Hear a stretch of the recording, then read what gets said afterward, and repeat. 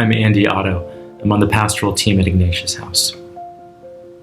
This passage is perhaps an odd excerpt, as it appears within St. Paul's directions concerning marriage.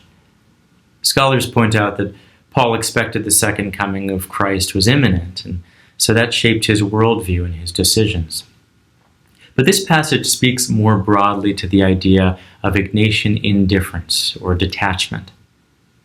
Paul says, "Are you so focused on the things of this world? Let go. Are you mourning?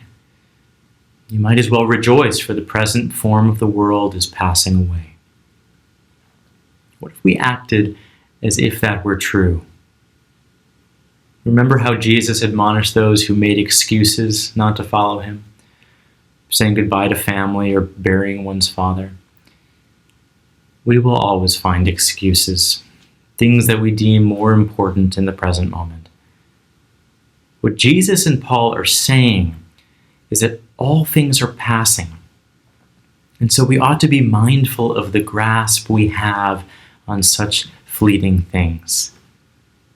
It's not to say marriage and family and other things aren't important, but they're not the end.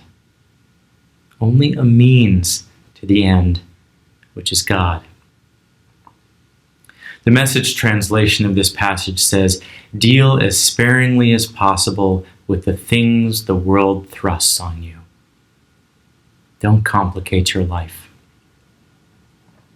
In his Principle and Foundation, St. Ignatius says that we ought to make ourselves indifferent to all created things, that we want not health over sickness, riches over poverty, long life over short life.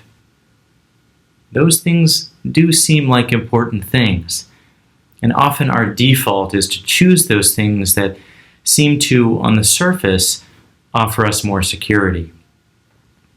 But those things are not the ultimate path to God.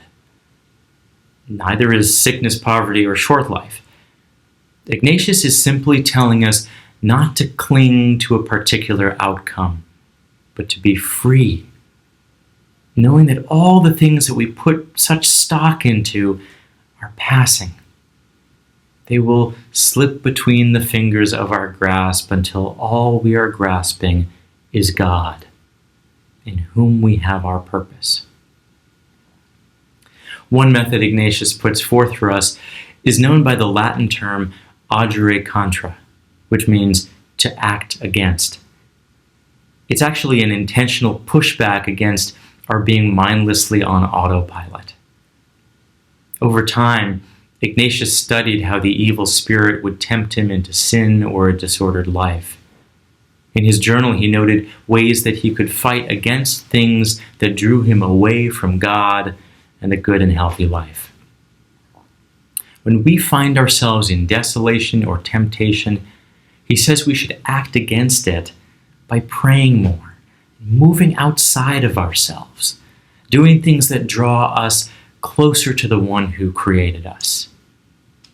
We purposely act against the ego that draws us into ourselves.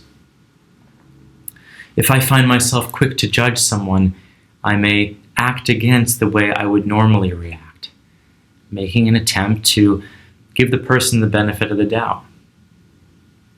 If my default is to unhealthily snack late at night, I may act against and choose a healthier snack.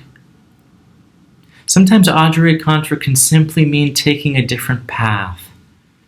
I choose not to take the quickest route home from work, but a different way to enjoy more solitary time. When I act against my normal, my default, there's a chance I'll learn something new about God, about relationships, about what's important and what's passing.